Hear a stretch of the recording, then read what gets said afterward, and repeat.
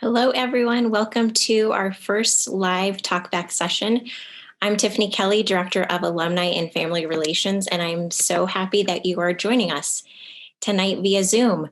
We have a great lineup of Talkback events for you on the next 4 Thursdays, and I hope you'll join us next Thursday, February 25th. And I also wanted to remind you to go to our website, the 50th celebration of the block plan. You can just type that in on our main website and find out more about all we have to offer in terms of posters. And we have the book you can purchase. If you haven't seen the film already, you can access it there as well. We also have the t-shirt. That form will be available soon. So I hope you will spread the word and show your love for the block plan. And also know that we have a podcast as well. So without further ado, I'm going to turn it over to Steve Hayward. Thanks all. Thanks, Tiffany. Thank you for all you've been doing to celebrate this fantastic 50th anniversary of the block plan. I want to thank everybody for being here. And want to also start with a land acknowledgement in that to say that we're coming to you from Colorado Springs, Colorado, which is within the unceded territory of the Ute peoples. The earliest documented peoples also include the Apache, Arapaho, Comanche, and Cheyenne. An extended list of tribes with a legacy of occupation in Colorado can be found on the Indigenous Community at CC webpage. Once again, thank you for being here. This is the first of our 5 talkback sessions. And what this is an opportunity to see a little bit of the film and also to meet the people who were involved in it. Next week's session is with 3 particularly foundational figures in the history of the block plan: Dawn Shern, Glenn Brooks, and Timothy Fuller, as well as Susan Ashley, Professor Emerita of History and current chair of the Economics Department at CC, and author of this book here, right here, The Block Plan, an unrehearsed educational venture, which you can also find in both ebook and actual book format on the 50th anniversary webpage. Just a little bit about the format of tonight. What we're going to do is sort of go around. This has been one thing that you find about when you undertake to make a film is that there are more people involved in it than you could ever possibly have imagined, and that it takes so much longer than you ever thought it would.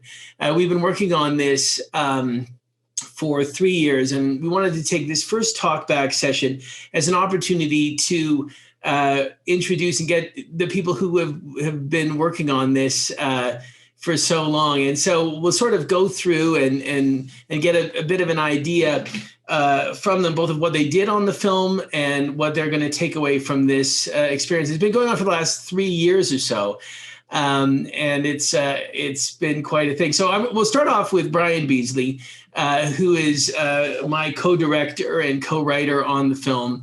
And Bryan, thank you for being here, but thank you also for kind of a really extensive and sustained tour of what it means to make a film. And I wonder if you could say a little bit. Now, you're the one member of the crew who wasn't an alum, who isn't an alum. So can you talk a little bit about your introduction to this project and how things started for you? So I'm a documentarian director. This is probably my almost 10th film that I've done, and actually the first time I've had a co-director. And I feel like me and Steven worked really well together. You obviously the head of the English department there, were the kind of the inside man, and I didn't go to CC. I haven't taught at CC. And I kind of thought that was what I could bring to it was, if we got too inside baseball, I'd be like, listen, this isn't going to make sense to someone like me who went to a regular semester college. We need to maybe dumb it down a little bit, or there would be a few things that I was like, let's really dig into the mental health thing, or let's really dig into this subject, which I think that, someone who has no association with CC might find a little more interesting. So Inasmuch Foundation is the one that funded this project for us. And I've done, me and Jaime Roman, who's the producer on this project, is my producer partner on a few other projects that we've done with Inasmuch. And that's how I was brought on board. And it's been an amazing learning. Like you said, Steven, it took 3 years to get this to you. I mean, obviously COVID played a huge part of that. We would have been done a lot sooner. But the one really amazing thing about this project was working with the other CC students and graduates. Almost everyone that put their foot in the ring for this either went to CC or is working at CC. And what I learned the most about the block plan is just how hard everybody works. There is no tomorrow. Like, it is now. Let's get this done now. Let's do it now, and let's do it right. And so I'm just excited moving forward to be able to work with some of these awesome people that I met on this production. It is really true. I mean, it's a cliche. It sounds like a cliche to say that we complemented each other's weaknesses in this. But, one of the things that we said about Bryan is that in addition to being a documentarian, he's also a photographer. He's a really fine visual sense of things, and is actually has these, filmic tricks that, I am a writer. I would say something like, here's my job in it was to sort of tell the story and to sort of form it. And then, every so often Bryan would say, I don't know if that looks, how is it going to look? And I would be like, man, I didn't think, but what I wanted to just take you back to, Bryan, is I think that one of the really powerful experiences that we had was the interview that we did together. Really, I think the last interview that Bill Hochman did before he died.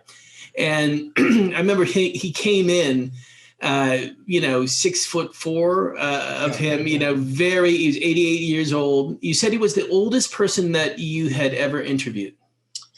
Yeah. And obviously, you knew him. Our DP knew him. Jaime had taken classes with him. I just remember, and you have moments like this working in this industry where when he was done and we turned off the record button, we just kind of looked at each other and we've got our film. This is. And in earlier cuts, he opened the film. We actually opened with him. He was so powerful. Unfortunately, he passed before we could finish this. And so I feel like, especially the second half of the film, it's almost dedicated to him. And that interview was really special. And one amazing part of what we do is all these interviews that we've gotten from the old guard, from the Young Turks, as they call themselves, all of that will be given to the archive. And, those are living histories that is, a whole other part of this film that I'm really proud that I had a small part to be a part of. And thank you. It's true that we've been working on this for 3 years, but one of the things that both Colorado College and the Inasmuch Foundation understood from the very beginning of the project is that we had to get going right away on it, because many of the key figures that we wanted to be part of the movie were of advanced years, and some of them, like Professor Hochman, in extremely frail, frail. And with most everyone that we had in the film, we did a kind of a pre-interview with them because we wanted to see how it would go, and just to say and to mark it here is one of the people that we lost. We lost people along the way, including Ray Werner, former chair of the economics department, an important figure in the history of the college, who passed away. We were literally, if you recall, Bryan, we were ready to shoot him. That is to say, to film him the next day, and we got the sad news that he was gone. Yeah. But luckily you did record that pre-interview, and that can be in there. Him and his Diet Coke. That's what I remember from it. Yes, there's something really amazing about being able to have these living histories, and that this film will have a much farther reach than just the 90 minutes that we put out. Well, thank you. That we'll return to you later in the program. If you had Bryan, what's your favorite scene from the film? Say that again. Sorry. What is your favorite scene, would you say, from the film? It's changed. I mean, we've been living in this for so long. When we were shooting it was the Murphy Bar stuff. I fought to put more Murphy's Bar in. I love the scene with Glenn, Don, and Tim. Where the genesis of the plan came from. And we talked about this too. Now my favorite scene is actually the ending. It's the graduation. We locked picture in November, I think, and Wes, our composer, had turned in, some of the final bits of music, and I'd seen the film 500 times, but I hadn't seen it living in 8 months of pandemic. And the graduation scene at the end, which I can even remember when we were thinking about doing it way back when, I was like, that's a little cliched in with the graduation. I'm so glad we did, because it's a timestamp. It is families from all over the country, all over the world had come, and people were celebrating these students that were graduating, and we had Oprah, and it's something that can't happen today. And hopefully we can get back there. But I got emotional watching it, when we finally locked picture, and I'm like, I can't believe I'm crying about this. I've seen this movie so many times. But yeah, the graduation scene at the end really, it has a whole new meaning to me, and I'm really glad we went that direction with it. Yeah, a lot of people have been reacting it to that way. One of the people who saw the film first was Dean Garcia, and when she called me afterwards to tell me, that she liked it, she said she really got emotional at seeing the campus together for graduation. It reminded just of how much we have lost during the COVID situation. But no, I agree with you. Well, thank you, Bryan. We'll come back to the Q&A. Let's turn to Jaime Roman, producer Roman, as she insists on being called. No, I'm kidding. Jaime, are you there? Yes, I am. Okay. So, Jaime, tell us, first of all, what exactly a producer does. It's a difficult question. I feel like I do something different on every film I do. But really, I'm there to help will, these projects into existence. And in this particular project, I had embarrassment of riches in that, we had you on the project. And really, I have to say, I want to start by saying that this film is such a product, an exemplary product of your commitment to the school and your love of the school. He won't toot his own horn, but he wrote it, he produced it with me, he directed it with Bryan.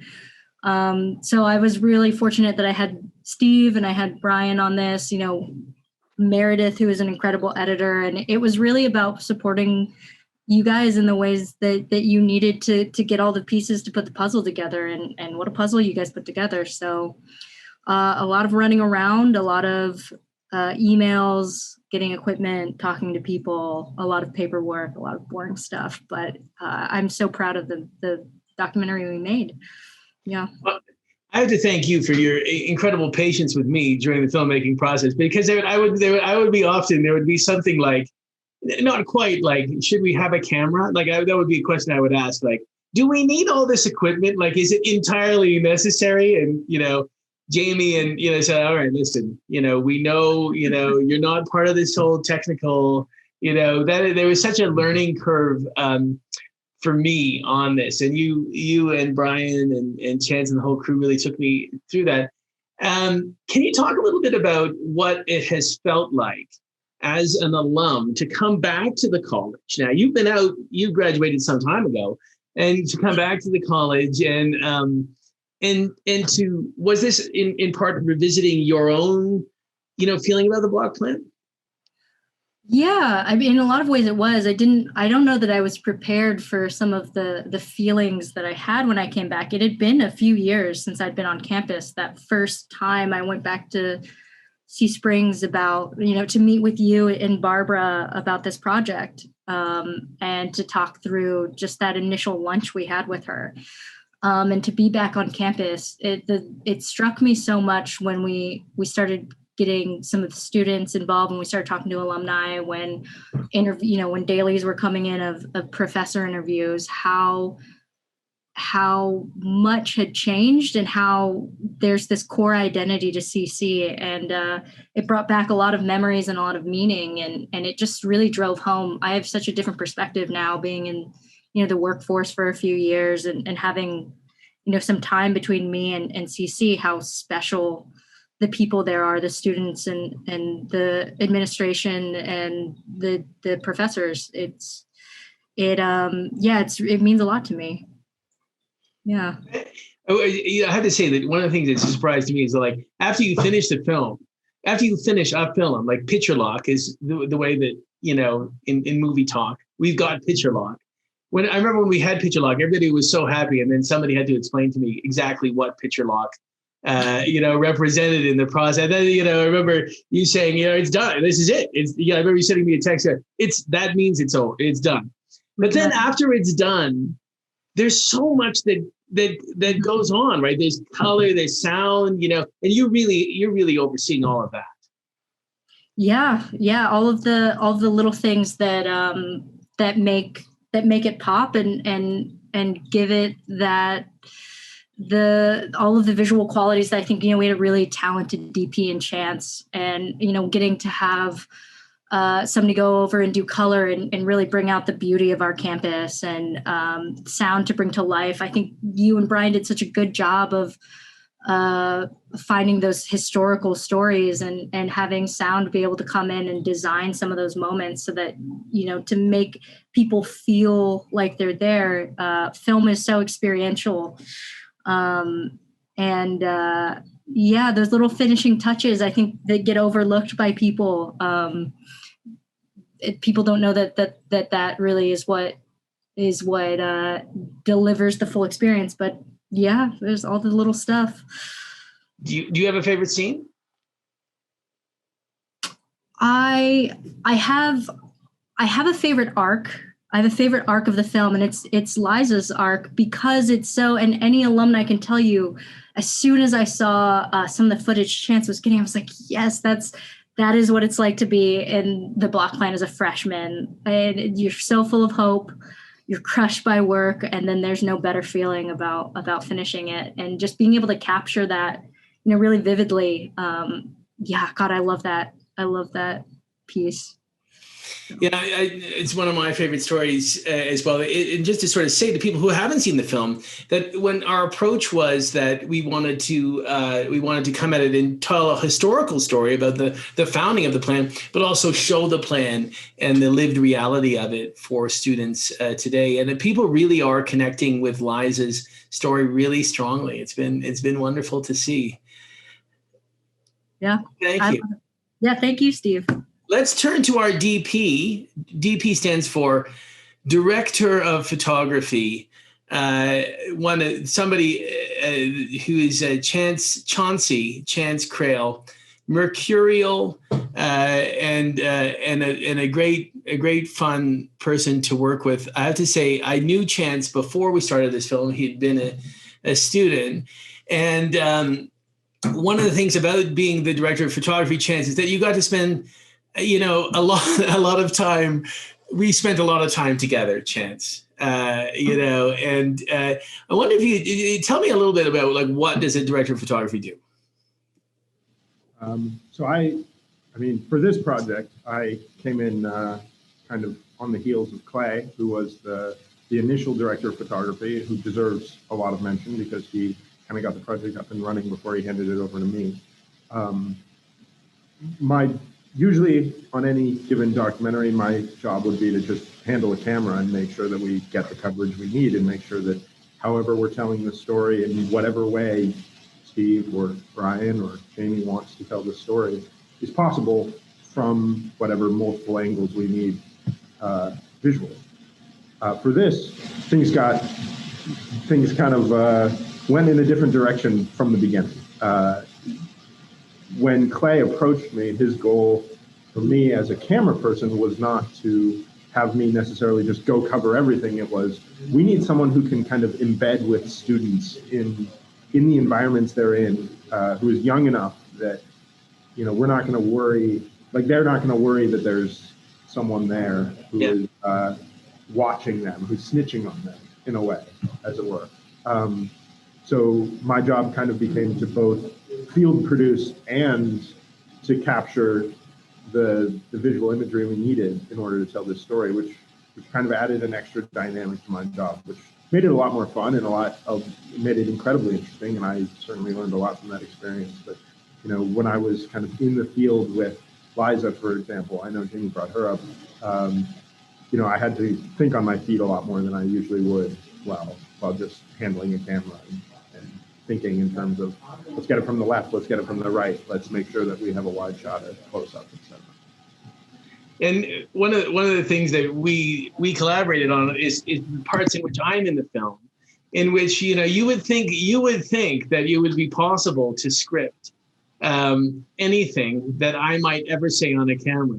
And that's a horrible, I'm not an actor, I'm you know, awful at it. And part of the method when we came at it is that we were just going to try to capture some kind of spontaneous reflection. And so we have literally, and Meredith, our editor, can talk a little bit about this, like hours and hours of Chance filming me, asking me the most random, you know, like, what is truth, Steve? And I would be like, I know we'd be into like the third hour, and I'd be, are you sure, Chance? You know, like, you know, do you have any allergies? I remember, you know, that kind of, I'm kidding, but yeah, that is, you know, the tribute to you, to like your commitment to sort of thinking about, you know, capturing, you know, the spontaneous, you know, quality. One of the great treats that we got to do is we got to go to England, Chance, remember? Yeah, I got to chase you and a group of students all over London for 7-10 days or something. It was a great time. I remember coming into that shoot actually, and Jaime had been working for like 2 weeks to try to find me a camera in London from LA, right? Halfway across the world. She's like trying to coordinate this shoot. And finally it was just like, I mean, it was like trying to grab hold of sand, I imagine. I don't know, maybe Jaime can provide more insight into that, but it sounded like a nightmare. And finally I just showed up and I said, you know what? I have a camera in my backpack and a lens. Like, I don't have a tripod. We'll figure it out. I'll just go for it. And I just pulled whatever was in my backpack at the time because I happened to be in Europe. And I started filming you and your students. And like, I think some of the best work in the film was done just kind of off the cuff in London, you know, like outside of pubs that we were, can I say that? I can say that. You can say the word pubs. Yes, you can say the word. That's not, I think that's okay. I just don't want to tarnish your reputation, you know? It's true though that, like, I mean, we had great support in this film from the Untitled Foundation. And, you know, it you know, would not have been possible without that financial support. We also had to we had to be conscious of staying within that budget. And when the opportunity, I was teaching anyway in London. The class I'm teaching is an actual class that I was teaching.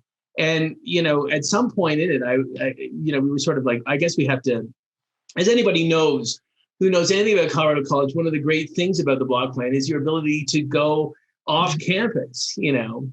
And so I remember saying to Chance, should we just go, you know? And then that was a logistical stuff, nightmare. But it was wonderful to travel around London. I remember shooting, I guess, on the Tower Bridge or something. There's a shot, or in front of like the Bridge Theatre that was down by the Thames. And I thought that was just a magical. It was a really cool exchange. Like there's a great shot at the end of that you captured on the banks of the Thames with the students. Yeah, that was I think that was actually the last scene we shot. I mean, rarely is a film, you know, I usually work in narrative filmmaking, which you never shoot the last scene. Sometimes you shoot the last scene first, right? But for this, it was kind of rare that we were able to shoot the last shots of that sequence in London, actually, as the last scene unfolded on the banks of the Thames there. And I remember you giving this like extremely eloquent, medium-winded speech to your students about how much it meant to you to be there. And I remember thinking, like, as many like problems and as many kinks to work out, as it were, that exist within the block plan structure, and certainly at CC as an institution, the fundamental idea that, like, here's a professor connecting with his students, whether it be on campus or thousands of miles away on the bank of some river in London, like, we're making connections, and we're accomplishing what it is that the people who said, hey, let's try something new for the sake of mixing it up and actually trying to accomplish what we want to accomplish, which is let's connect with our students and ensure that they understand, like, the fundamental ideas were there, despite the fact that we were thousands of miles away. It was impressive. It's one of the funny things about the film. Well, first of all, thanks for. It's good to see you again after spending so much time with you over the last. I miss seeing you all the time. One of the things about Chance is slightly taller than me, believe it or not, and there's a lot of scenes where he's following me around, and I have a kind of this little bald spot at the top, and I kept turning around to him and saying, "Don't shoot it, Chance. Don't come down to my level." So. Anyway, thank you, Chance. You didn't do that. You didn't follow that direction, but I'm glad we're still talking. Let's move on to, thank you, Chance. Let's move on to Meredith Mantik, who's the editor of the film. And as anyone, I hadn't made a film before. And so one of the things that I was told right at the beginning was, even though you think that you are directing the film, the person who's really making the film and really directing the film is the editor of the film. And so you what exactly do you do as the film editor, Meredith? I just kind of take the footage and make it into something watchable, basically, and something not only informative and make sense, but also have it be entertaining and emotional, hopefully. And yeah, it was quite a journey, but hopefully we got there in the end. Well, one of the things about the making of a documentary that I learned that I didn't know about is that it's sort of like, I guess, the documentary form is something that must expand to its fullest size and then be contracted into the thing that will become the movie. And, and as Bryan has often says, she fixes all of our shortcoming. In terms of we had two parts of this movie. It's sort of like a present and a past. In terms of that past, how long was the historical section initially, Meredith? Do you recall? Right. So yeah, that was the first thing that we did was just kind of make something out of the history just to see what we had. So the first string out was 6 hours long, which obviously we had to cut a lot of that, but at least like it laid the groundwork to see, what might be interesting to pursue, what might be like a tangent that we could never really use in the end. And also it sounded like it was helpful to you and Susan when you were writing the book as well. So yeah, I'm glad it worked on all those platforms. Yeah. It's interesting that, and Professor Kramer in the Q&A is saying, what about the students from 1971 to 1973? They would like to have their experience represented. No kidding, Professor Kramer. The decision about making a documentary, like you are conscious in a way that is radical, that you cannot include everything in it. And so then, and that's like, we don't, the documentary doesn't presume to be we had to cut a lot from the document. But I hear you, Professor Kramer, in that reservation. We wish that we could. The initial thing that I pitched was like I think it was, you call, Meredith, a 30-part miniseries called The Block Plan that would go on for about for years, 50 years, but that seemed ungainly to you, if I recall. Yeah, just a little bit, but I'm glad that you have like the podcast that you can apply all that stuff to, and the book. They're just more appropriate platforms for that as well. And like, especially with the archival, like we had the Glenn Brooks archival, and all of that audio from the Painted Pony. Was that it? The faculty fall conference. And the Painted Pony. Yeah. And we at first we were trying to squeeze that into the film somehow, but then we realized pretty quick that wasn't going to happen. So it's good that you're able to put in more of Glenn Brooks' speech and more of his other recordings into the podcast. Yeah, and that's one of the really real joys of this project is that we discovered these audio documents, most particularly Glenn Brooks' Fall Convocation Address of 1969 and the Fall Faculty Forum that was at I think it was called the Paint Pony, which this now defunct golf club, and it is that is. An interesting, we wanted to incorporate that in some kind of way. About Brooks's Fall Convocation Address in particular, the second episode of the podcast drops today, and it contains a sort of a longer elaboration of that speech. So, but I'm curious. One of the things about dealing with I think for me, one of the great things about working with you, Meredith, is that you are, but like a graduate of the Colorado College English department, if I recall. That is true. Yeah, and so we would one of the things that there's various parts of where I have to speak a script, but that script is usually written in collaboration, if not entirely by you. So thank you for that. Do you have a favorite scene in the movie, Meredith? Like, you've seen this movie, I think it's true, more than any other human being ever has or ever will. And what is is there a movie that you say, like, listen, I really want to know? Yeah. I do love the London stuff. I'm still sad that only 3 minutes of the London stuff is in the film. And I remember when we shot it, or when Chance shot it initially, and I got to watch it, I was convinced that we're going to have a large chunk of it. And Bryan knew right away that it was going to be like 3 to 5 minutes. And I was like, no, we have to have this and we have to have this. I just thought it was so captivating, so interesting, and also fun to watch you give a tour of London and see London through your eyes. And to hear about all the rock stars in London as well.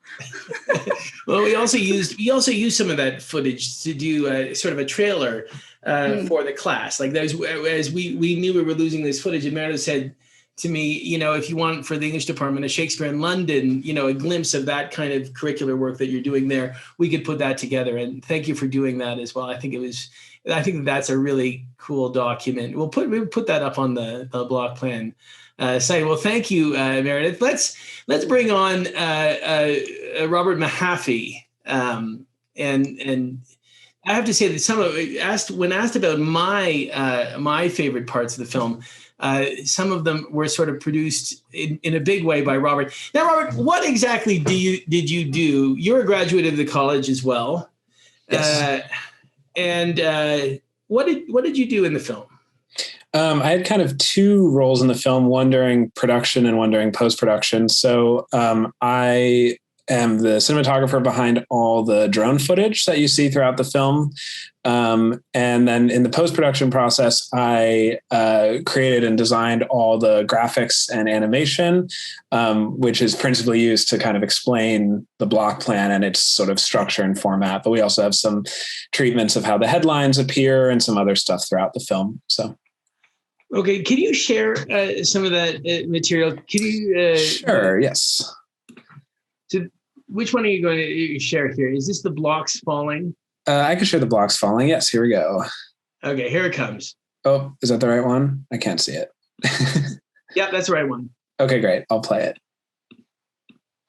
So this is a really short clip, but was something that we wanted to work with sort of the original graphics that were designed in the 1970s. And you see behind the animation I designed is these original sort of piles of almost like children's building blocks that some photographer in the 1970s sort of stacked up, and they presumably manually pasted images of the campus and of classes on the side, as well as these nice big numbers. And so essentially all I did was recreate that just in the digital fashion with now live footage from the film pasted on the sides of these blocks with them all stacked up and their numbers. And ironically, when this image was taken back in the 1970s, the school was still originally planning on 9 blocks instead of 8, which was actually something I didn't know until I got involved in the making of this film, was that originally there was a plan to have 9 blocks before it was cut down to 8. And so I had to figure out how to design my animation to only have 8 blocks. So that's why it just says the block plan on the top. Very cool. I love that. I love that graphic. I remember when we first, this idea of like, I think it captures in so many ways the idea of bringing up to date, of showing both the past and the present, and in a way the future of the plan. What's your second one that you would like to share? Oh, sure. The other one that I think was really a lot of fun to, let me share again. Oh, hang on a second. Where did it go? While you're getting it ready, are you going to show the calendar? Yes, I was going to show the calendar. Are you going to pull it? Okay, so, yeah, okay. So this is the sort of in the introduction of the film, this is actually with Steve's narration talking about it. This is sort of the introduction calendar. And it's as Steve is explaining how the block plan breaks down. So you've got one block with 3.5 weeks. Sorry, let me move that out of the way. And then a block break, as it so nicely points out. And then Steve goes on to explain that actually there's 8 blocks in a year, 4 in each semester and 8 in the year. So it's really a short graphic, but it was something that was really fun to make as someone who's kind of lived and breathed the block plan. Obviously as a student, and then I worked at the school as a paraprofessional and also worked in the communications department making videos. So it was fun to kind of put all of that knowledge of how this works together into a really clear format for people. It's such impressive, work, Robert. And it's so vivid, and it really does capture the block plan and its vitality. I think we actually have Dawn, the clip lined up, and it's kind of a nice segue into the music side of it. One of the I think that one of the scenes that people are responding to really positively as they see the film in this first week of it being out is the scene with Professor Grace about the relative tempo of the plan. I'm going to turn it over to Dawn, but just I want to say, Robert, thank you so much for your work on this. And to say that one of the funniest notes that we had about the film was, you'll see in this clip coming up, about the difference between the block plan schedule and the semester schedule. And one of the Robert constructed a semester schedule where the classes were sort of randomly around, during the week. And, I reflected to myself, that's someone who's gone to a school on the block plan. I had no concept of what a semester schedule looks like. I did not know. Chemistry was like at random, sometime Monday at 3, Wednesday at 7 in the morning. And I kind of think. Anyway, let's thank you again, Robert. If we could take a look at it, Dawn.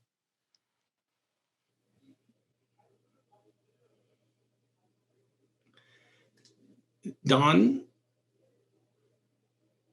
Okay, here we go.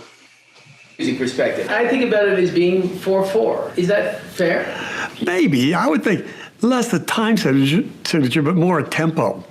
Like I'd say the semester system in any given course, you're cruising along at a nice andante. Andante is just sort of medium tempo. 1 and 2 and or 1, 2, 3, 1, 2, 3, 1, 2.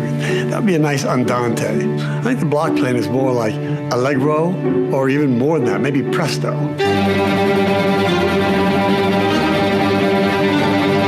You get into a rhythm, and it goes pretty quickly.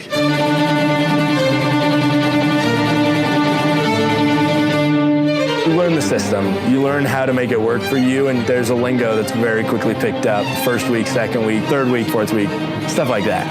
You learn how to manage your schedule, because as soon as you have your syllabus, you can know what are my peaks and valleys going to be in terms of free time. So the rhythm of the block plan starts with first week, excitement. First Monday is a pretty standard thing. Regular semester systems, you have syllabus week, I think that's what they call it. I don't know, regular kids. I think in the first week you kind of decide, am I going to make an effort to make friends with my class? Am I going to just survive here, or am I going to really thrive? You have to make those decisions. Like, you're taking 8 blocks a year for 4 years, and sometimes you just have to survive. First weekend is probably going to be your most free time you're going to have on a weekend. If you have some sort of paper or project early, then it'll probably be due on first Friday. And then maybe the second day, maybe the fifth day, you just get these mountains of work. Second week, you're starting to feel like you have a handle on what you're learning, or you're having a panic because you don't. Second Thursday, you're probably studying for a test that night. It's kind of like an oh shit, there's somehow like a midterm after like 10 days usually. By third week, I think you've decided if you like the subject or not. You're probably planning already what you want to do on your block break. There's a fair amount of classes that have group projects. If you're in a group project, you're meeting with your group on third weekend. Then obviously, fourth week is the accumulation of everything. And anything is excusable on fourth week. Oh, do you want to go have dinner tonight? I can't. It's fourth week. Come on. Fourth week, like adrenaline, everyone is like staying up till 3 a.m. to finish whatever. I think that's the other thing is the block plan infuses like a really specific energy into the place. You're with 2,000 kids on campus and you're all doing different blocks, but there's this feeling of like we're all pushing to the same goal, which is like finish the block, like survive. It's kind of a sprint to the finish at a marathon where you're really tired and your legs feel like they're going to fall off, but there's something in you that sees the finish line and you power through. It's a fight. Every month is like a fight, but yeah, I loved it. Thank you for that, Dawn, and thank you again, Robert, for those amazing graphics. I think let's hear from Wes a little bit here, who's the composer of the film. Now that particular score wasn't written by Wes; it's written by another composer. So, hey, Wes, thanks for being here. Can you want to talk a little bit about your approach to scoring this film? Now, this is if I'm understanding correctly, this is your first feature film. It is. It's very exciting, and I'm so grateful to have this opportunity. I think it was very close to my heart because I was a CC student, but also I was a music major at CC. And like music plays a role in the film. Like I was actually going to say when you were going to ask my favorite scene, that bit there with Michael Grace talking about where he's like sort of conducting in midair. And we went back and forth on that cue a couple times. And I eventually just realized I have to do music to what he is conducting there in order for it to make any sort of sense. So there's a little, he goes, boom, boom, boom, and I get just a little like plucky string thing happening there. So that's one of my favorites. Yeah, the way he claps in is really particularly tricky in that he switches time signature between his first and second clap, which is the most like it's like he immediately goes into a kind of I guess he starts like in 4/4 and then he goes into 3/4, like in the space of one clap. And I remember us when we were talking about that I remember talking about that cue and saying that's the challenge, isn't it? Like that it's a particularly weird intro or like difficult, complex. And then for a while, I was going to be doing the section in there. And then you guys were really set on the Vivaldi. So we just went with the Vivaldi for the fast section, which I think is excellent. And the timing of that works really fun. So what, in terms of, the pieces that you wrote for it, can you talk a little bit about that? Maybe what were you thinking you might play some of them that appropriates maybe a song that we appropriates or song that we, maybe some we might recognize? Definitely. Throughout this score, so I've been the composer for a lot of the CC videos that you might get, the CC holiday videos, some of the communications videos when they're rolling out new things. And one of my favorite things to do when I'm writing music for CC content, basically, is to borrow melodies from the CC alma mater, which someone should look up. I don't want to Google while I'm on screen here, but someone should look up who wrote the CC alma mater because it's really excellent. And this melody in particular, the "Oh, Colorado College Fair, we sing our praise to you," which I also know it because I was in room 46 and we had to sing it at all of the like galas and graduation events. So I've heard that song way too many times in my life, but I like to include it in there just, sort of it's just a nod to the school and anyone who might randomly know that melody. But so I develop it a lot throughout the score of this film. I guess I can play you I'll do just two short clips, but one is the first, I think, big like expression of it is during the scene where it's the vote. The faculty are in the Loomis basement and like deciding whether or not they're going to. Yeah, so it's not much known, but that was where the vote actually took place, in the basement of Loomis. Yeah, which is now looks nothing like it. So this is that cue. This is at the end when they've just decided triumphantly that they're going to embrace the block plan, unanimously.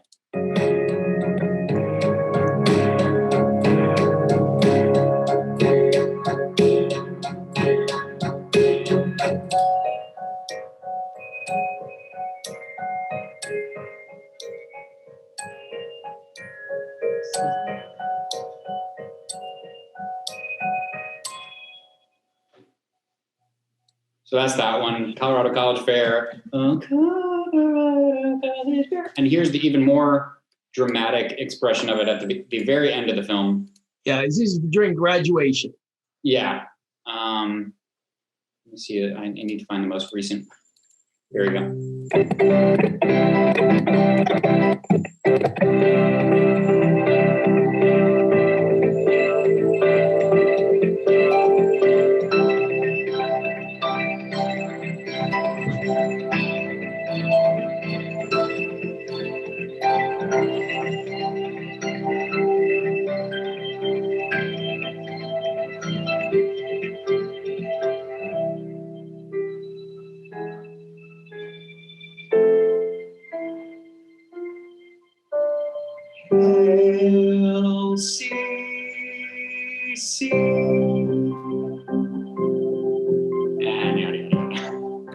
So yeah, it goes on from there, but thank you. Yeah. And in the original, I mean, I at every point I was worried. We talked about maybe we should end it with like a kind of actually with a song and dance number. That would be a different but yeah, no, it's really awesome work, Wes. I have to say one of the funniest things about the movie was sort of working one of the best things that was working through this process with you, in which like I had no idea often about like what we were, this kind of thing. But one of the things that was funny was your music often for me would be really sort of jovial. Sometimes I'd be saying something really serious, and it was like I think a tribute to our friendship, is that it was always so upbeat. And I remember Wes, I said, Wes, I don't know if I can be that, this is, and you kind of connected me to a Tolkien figure, if I. Well, there are all these scenes with Steve, just for the audience, there are all these scenes with Steve that I wanted to kind of give him a theme or a sound, so that when he'd show up, all right, we're hearing Steve's sound for this. And I think you thought it was too silly, and you wanted more gravitas. So I tried to give your themes more gravitas as the movie goes on. And I think you meant it it was a compliment from you. You were like, no, yeah, it's wonderful work, Wes. And, and I want to say, my favorite, part of one of my favorite scenes is the scene in which we come in to Murphy's Bar, which we'll watch next week, in which, it has this sort of, entering from the back through the bar. And I think the music there is just so cool. But my favorite part too is the graduation, and just to hear that, because it sneaks up on you. Like when you play it like that, really what happens when you watch the film, you're watching the film and then you hear that, oh my goodness. And I love the way that you capture that revelation of graduation. So wonderful. Well, thank you, Wes. And I think what we'll do is we'll take a few questions here. So maybe take some from the audience. Here, Eric mentions, I saw the doc and I wish I had a visual or textual timeline of block plan implementation, 1968 and 1973. Is there anything I can sink my teeth into? You bet, Eric.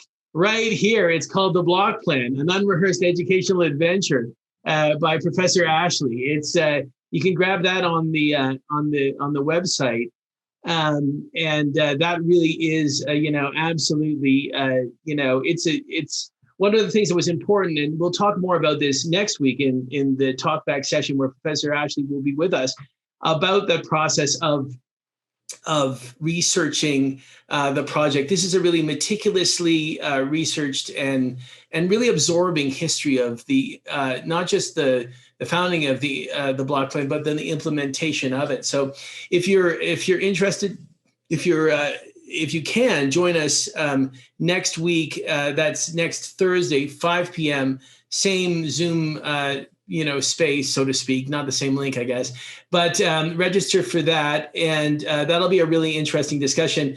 In addition to Professor Ashley, Professor Schern and Professor Brooks will be with us. And I want to give a shout out to Professor Schern, who is in the audience tonight, and certainly a certainly important figure, both in this film and in the history of the college and in the idea of the block plan. Lori asks, you said the initial goal changed during development. What was it initially and what did it become? How did that impact the visuals and score? As an alumni who knew many of the professors interviewed, it was a deeply emotional experience, but it also conveyed a balanced and transparent academic look at the block plan. Who is the target audience? And what is your distribution plan? Well, we're working on the distribution plan right now. But it's, in terms of the goals of it, I wonder if I could bring back Bryan Beasley to comment a little bit about how this film changed over the course, because it really did. I mean, I've been involved in very few projects that had as many changes in it. But go ahead, Bryan. How would you address that? I mean, there's a reason why it took 3 years, right? We had the basic concept of we're going to tell the history of the block plan. That was, from the very beginning. And we knew that we were going to have, the Young Turks, the old guard, come and sit down. And as Meredith said earlier, we had a 6-hour string out just of that. And then, one of the initial plans too was to follow some of the students around. The final cut, there were 2 other students that are in the film briefly, but we have hours of footage and we decided to move in a different direction.